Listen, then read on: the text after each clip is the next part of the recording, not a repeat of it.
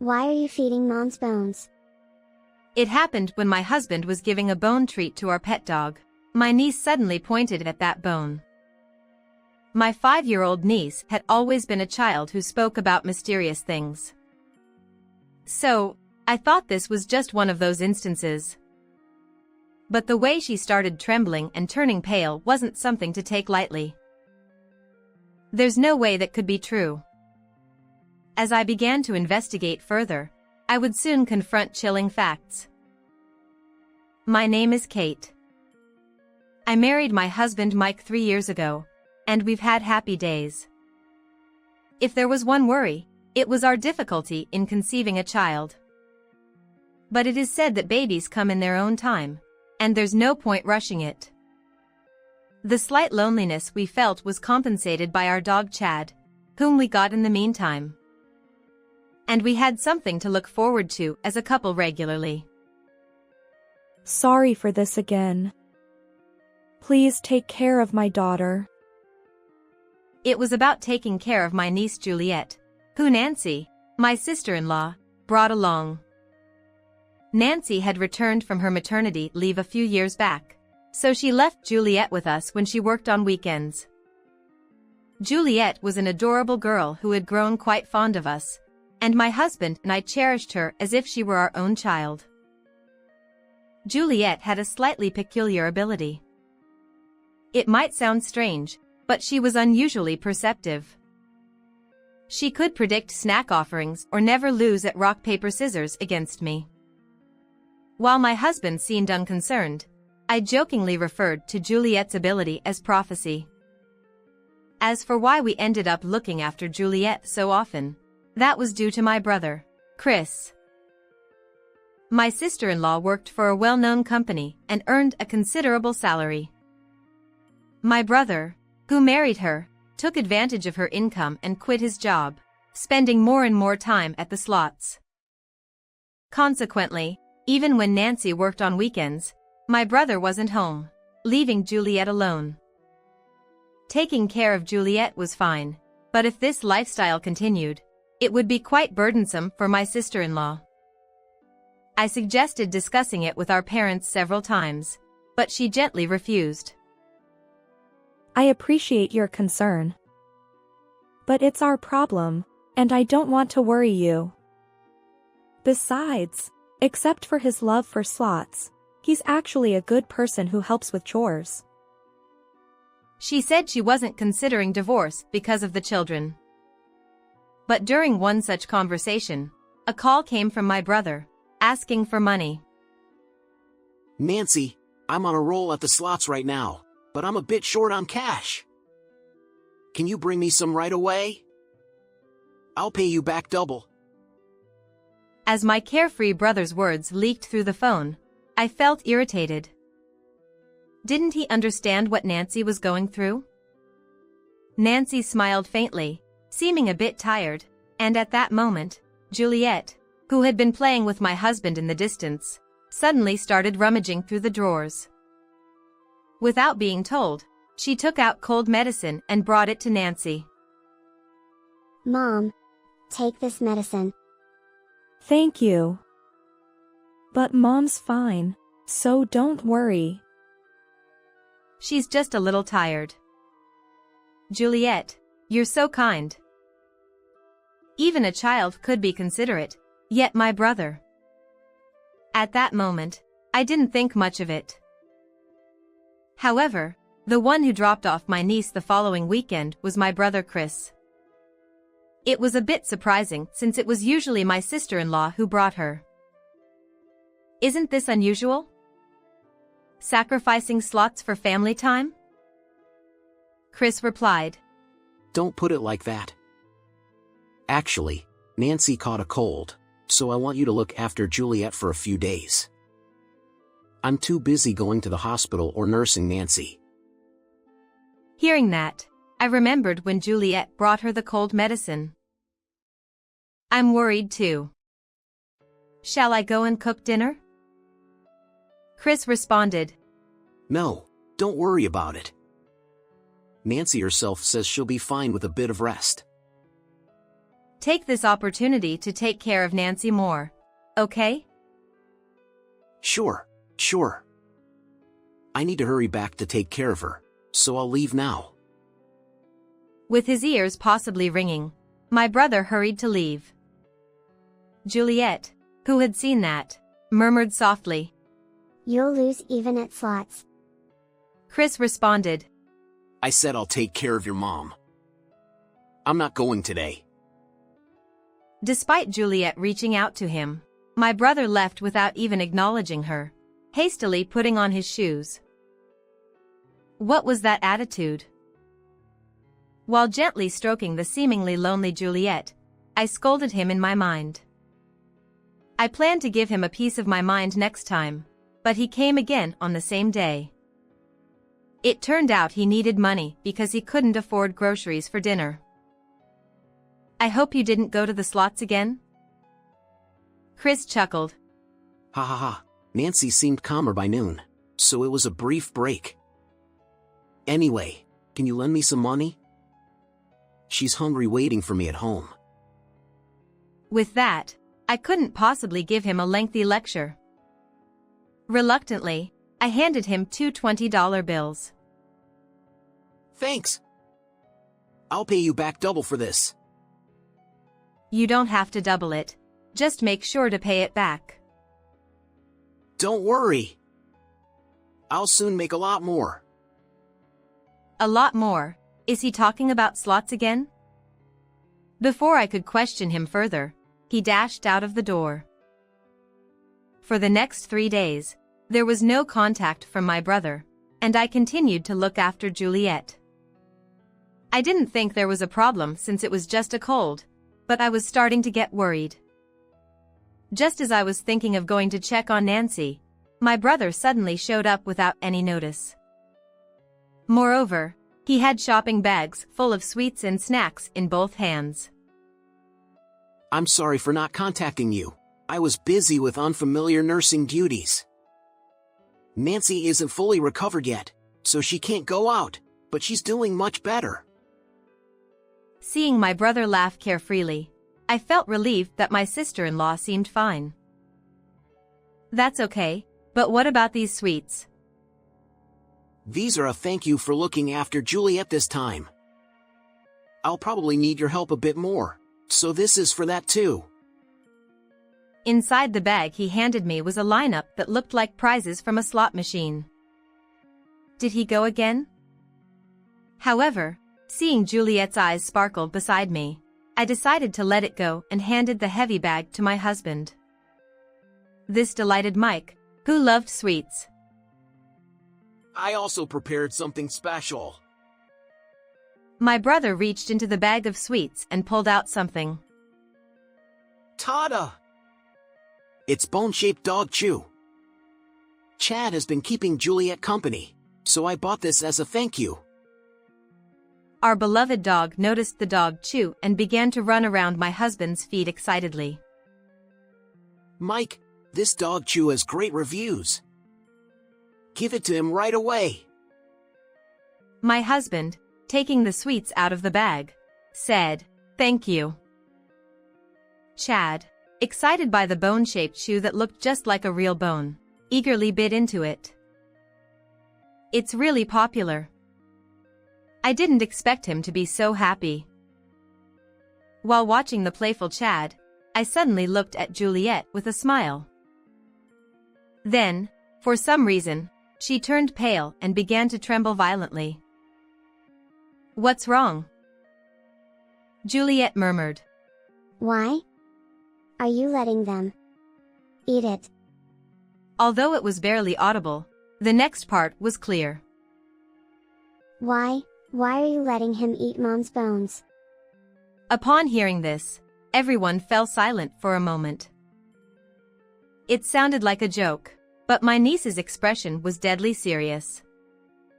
My husband asked, "What's wrong? Juliet, do you remember something scary from the TV?" He lifted Juliet up and tried to comfort her, but her trembling wouldn't stop. Watching her, I suddenly remembered my niece's mysterious power. Could this also be a prediction? But it seemed too eerie for that. Hey, Chris, Nancy is recovering from her cold, right? What are you talking about? Even you? Of course, she is. Otherwise, wouldn't I stay with her? Despite my brother's denial, his voice sounded different from usual, almost strained. Sensing that he was hiding something, I confronted him. I'm still worried, so I'll go and take care of her directly. I can make something more nutritious than you. Nah, there's no need for that. If you catch a cold too, who will take care of Juliet? My brother stubbornly insisted, wiping sweat from his forehead and taking a deep breath. You see, Juliet is important to me. I want to do my best to keep her from getting sick. He spoke passionately, but he himself wasn't taking basic precautions like wearing a mask. Would someone with such strong convictions neglect such a fundamental thing? However, before I could say anything further, he quickly ended the conversation. It's about time to prepare dinner for Nancy, so I'll leave. Watching him hurry away, I turned my attention to Juliet, who my husband was holding. She was still trembling slightly. Hey, Juliet, you mentioned Mom's bones earlier, right? What did you mean by that? I don't really understand. But at that moment, I felt like Mom turned into bones. My niece burst into tears and refused to say anything more. I'll follow my brother. Mike, please take care of Juliet, I said to my husband and rushed out of the house. Just as I left, my brother turned right.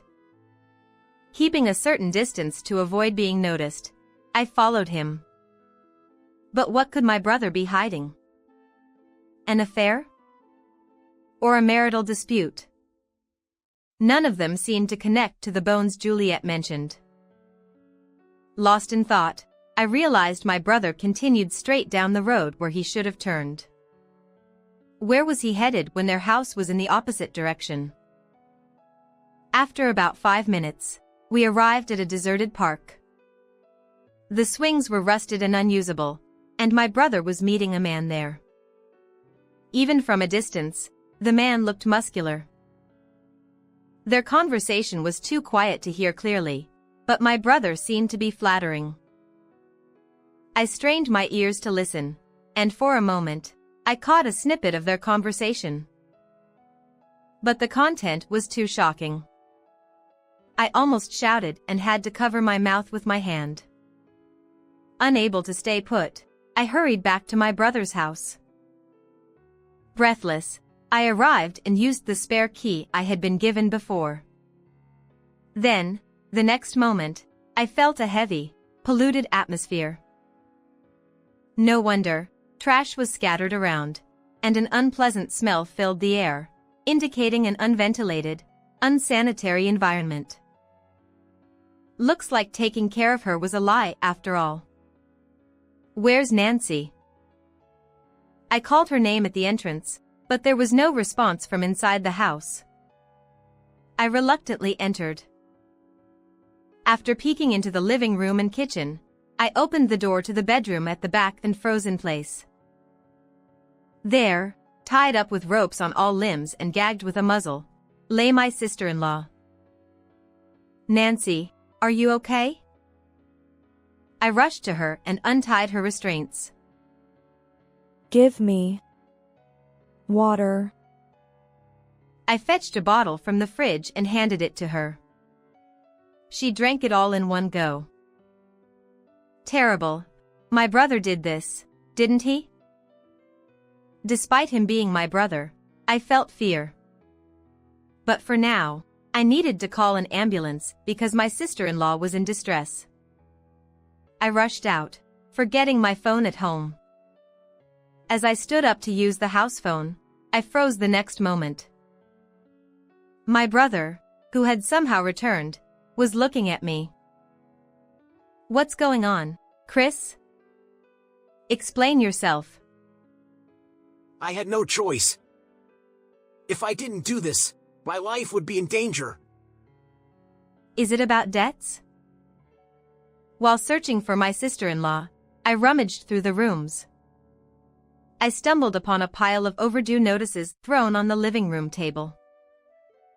You don't have money because you've been using it all, haven't you? The person you were talking to in the park, was it a debt collector? You went that far? I had to make sure to check behind me. My brother laughed without remorse. It seemed he had been deceived by an acquaintance and got involved in dubious investment schemes, accumulating substantial debts.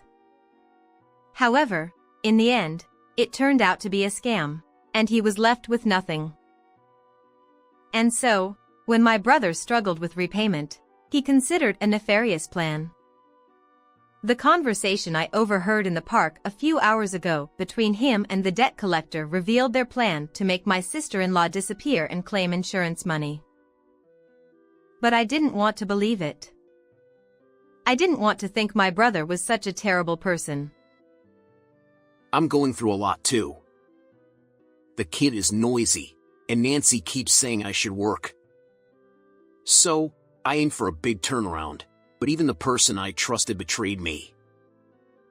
But that's your own fault. Why couldn't you just work hard and support your family? That kind of dull life doesn't suit me. My life is for me, so I can do whatever I want, right? I was disgusted by his selfishness to the core. I couldn't believe such a man was my brother. I'm going to report this to the police. Pay for your crimes and reflect on them. How would you report it? My brother said, flashing the knife he had hidden behind his back. Kate came to take care of Nancy today and is staying over. I'll let Mike know. When it comes to this, I'll have to lock you up in this room too. Saying this, he approached the phone behind him and violently tore out its cord. Stop this nonsense, Chris. If I don't go home anytime soon, Mike will find it suspicious, won't he? It seemed he hadn't even considered that possibility. He was about to retort, but the next moment, he looked back at me with a defiant smile.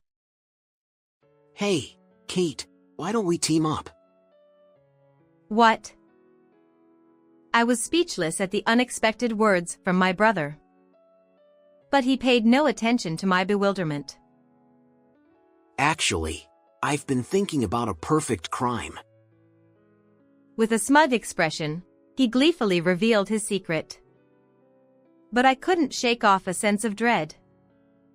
Whenever my brother wore such a face since childhood, it always led to trouble. However, it wasn't wise to provoke him at this point. So, how do you plan to execute your perfect crime?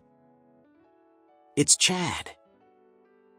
My brother, after much teasing, unexpectedly mentioned our pet dog. Huh? Chad, our dog? What does he have to do with anything? You saw it earlier, right? How excited he was when he bit into the bone. The perfect crime my brother described was incredibly absurd. He planned to dispose of my sister-in-law when she died and feed her bones to our Chad to dispose of them. I was so shocked that I couldn't close my mouth. Disgusting, you actually considered that? Yeah, don't you think it's a brilliant idea? If it works, I'll even share the insurance money with you. Kate, you want your own home, right? But as I was about to say something, my brother's face suddenly twisted. At that moment, the doorbell rang. Hey, don't move. Wait here quietly. If you do anything unnecessary, you won't get off easy. Glaring at me and my sister-in-law, my brother headed towards the entrance. And the moment the key turned, the door was forcefully pushed open. Freeze! Drop your weapons quietly. Huh? Why? It all happened so suddenly that I couldn't understand it. Somehow, the police came at the perfect time to apprehend my brother. Did Nancy report it? I didn't do anything. Wasn't it Kate? I shook my head in disbelief. As we stood there dumbfounded, one of the police officers rushed over to us. Are you okay? An ambulance will be here soon. Why did you come to help us? No one reported anything. We received a report from a little girl. She said, "Help Mommy." She was about 5 years old. Oh, that must have been Juliet. She predicted our danger. Nancy and I were relieved, while my brother, who was restrained by the police, squirmed and struggled. Damn it, that Juliet brat ruined everything. My plan would have been perfect if not for her. With a frustrated expression, he clenched his teeth and pounded the floor with his fist. Huh? What's perfect about it? I couldn't help but interject loudly, and my sister-in-law also shouted the same words. You know, if you get rid of the corpse, you can't show it to the doctor, and you won't even get a death certificate. Then you can't claim the insurance either, right? And besides, if that's the case, there's no need to weaken and pretend illness in the first place. It could have been done in one go. Why bother with kidnapping? So you're saying feed the bones to the dog until they disappear? Chad is a small dog, you know. How many years do you think it would take for him to finish eating the bones of a full-grown adult? Besides, Chad is a dog we adopted from a pet adoption event, and he's almost 10 years old now. There's no way he could eat something that hard. One after another, merciless criticisms poured out from me and my sister-in-law's mouths, leaving my brother with no room for rebuttal, tears welling up in his eyes. However, our anger was far from being appeased by this. You? Just wandering around every day without working. Is it because mold is growing in your brain? Yeah, whether it's a perfect crime or whatever, if you have time to think about stupid things, study common sense instead. And in the end, he finally burst into tears, raising his voice. Damn it! You're all making fun of me! But it can't be helped. You're really foolish. Exactly. It's so pathetic, even for my own brother. At least reflect on your own in prison and think about your future. Well, we're all cutting ties with you, so we don't care what happens to you. You're abandoning me. Don't say such cold things. That's too lenient. You've been slacking off all this time, so now you'll pay the price alone. Now, officers, please take this man away.